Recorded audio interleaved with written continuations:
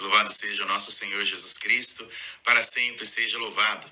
Eu te convido a meditar junto comigo a leitura dos Atos dos Apóstolos, capítulo 11, versículo 15. Está escrito assim: logo que comecei a falar, o Espírito Santo desceu sobre eles, da mesma forma que desceu sobre nós no princípio.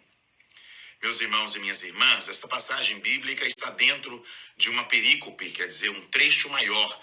É Pedro que está voltando para encontrar com os cristãos que vieram do judaísmo, e eles estão questionando a Pedro porque souberam que ele entrou na casa de pagãos e que inclusive comeu com eles. E Pedro estava explicando: de fato, eu entrei porque Deus me deu uma revelação dizendo que aquilo não era impuro. De repente alguém me buscou dizendo que o Senhor havia mandado, e na casa daquele povo, quando eu comecei a explicar para eles sobre Jesus Cristo, eles receberam o batismo do Espírito Santo.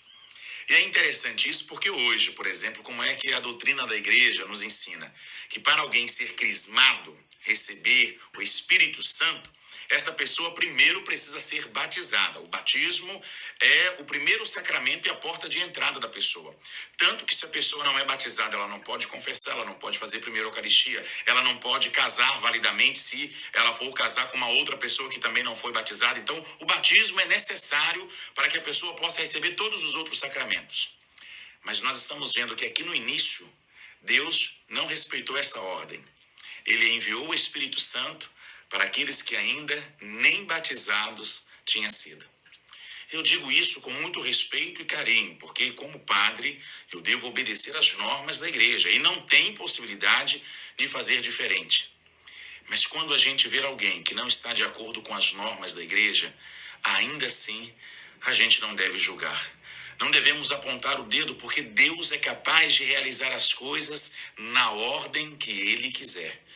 Eu, por exemplo, às vezes tenho alguns casais que vêm até a mim pedindo para poder celebrar o sacramento do matrimônio, e estas pessoas estão há 30, 40 anos juntos. Eu tive a alegria de assistir o matrimônio de um casal que estava há 53 anos morando juntos sem receber o sacramento.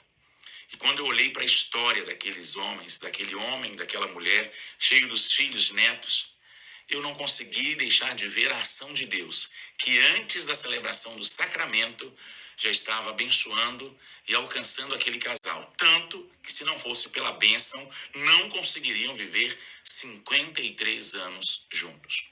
Todos nós devemos seguir as ordens e as normas da igreja para o nosso bem, para a nossa santificação e para a nossa salvação. Não estou abrindo brecha, nem dando concedências ou fazendo concessões para ninguém. No entanto, se a gente ver alguém que não está dentro das normas, nós não devemos apontar o dedo, porque nós estamos vendo na Sagrada Escritura que Deus faz o que Ele quer, quando Ele quer e do modo que Ele quiser. A nós cabe apenas aceitar, porque Ele é Deus e nós somos apenas seus servos. Que Deus nos abençoe. Ele que é Pai, Filho e Espírito Santo. Amém.